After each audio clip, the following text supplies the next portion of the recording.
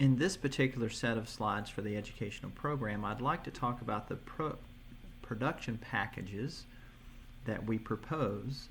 And this is a group effort in terms of our thoughts and our perspectives. It also gives you some flexibility to consider, especially when you have different resources at your availability and different management capacities for the crop. So we're going to give you 3 different management practices or production packages for you to consider.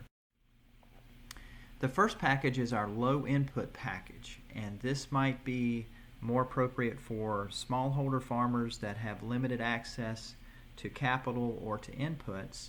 Nonetheless, you can make great strides in optimizing yield for that situation that you have and the quality if you can address some of these issues. So what we would encourage people to do for the low input package is to plant an improved variety, if you have one, as soon as possible in fields that did not have groundnuts in the previous season. So in this case, we know that having a better crop rotation sequence can help us in terms of disease issues that we might have. And we also want to try to get an improved variety in place. Around the world, if people can have a good rotation sequence and improved varieties, especially from a disease resistant standpoint, they can make great strides without any other additional inputs.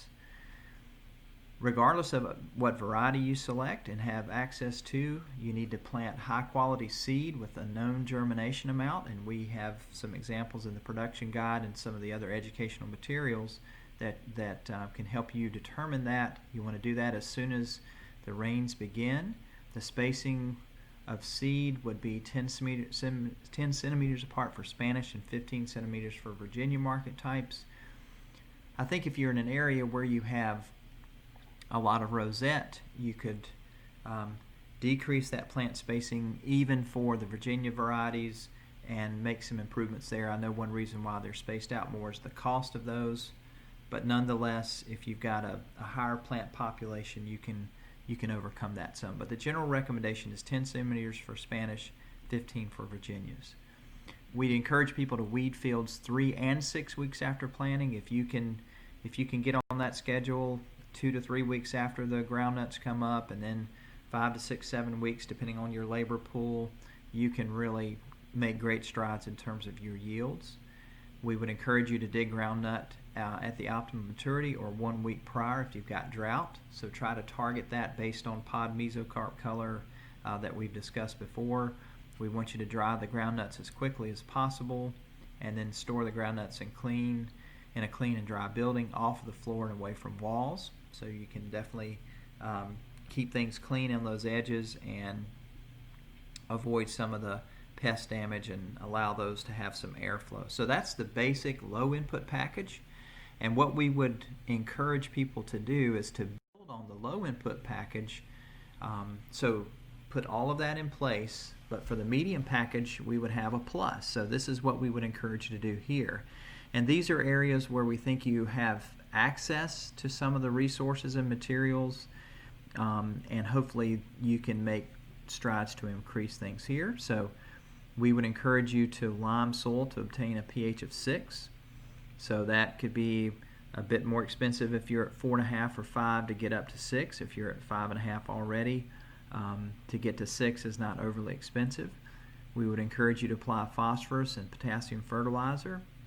We would encourage you to put an inoculant with the seed for biological nitrogen fixation, and we would encourage you to apply gypsum at flowering. All of these can help you increase your production. I will say that if you've got low pH, we are concerned that if you apply gypsum, that can be a negative. That's why we're saying in this package to lime and then put gypsum at flowering. If you were to look at the low input package where we assume that a lot of soils have relatively low pH, we're not recommending a gypsum application on top of that. We just have to be careful in those circumstances. But our medium package would be the low input package, and then liming, phosphorus and potassium, inoculant for B&F, and then gypsum at flowering. And for those that have access to maybe more capital and more inputs, maybe even more mechanization. This would be our high input package, and this assumes that you're doing the low input and the medium input packages, and then on top of those we would say make sure that fields are weed free when groundnuts begin to emerge, either by plowing or glyphosate, and making sure that the groundnuts aren't up. So you want to do that in all the systems, but this is especially true because now maybe you're introducing equipment through plowing, and maybe glyphosate as a weed control measure. We would encourage you in this high input package to select a herbicide with residual activity. Apply that immediately after planting. There's several options that you could include for Malawi. Then we would encourage you to apply a post-emergence herbicide within the first 3 to 6 weeks after planting if weeds emerge. I've got of weeds emerge, but if weeds emerge, we would encourage you to do that.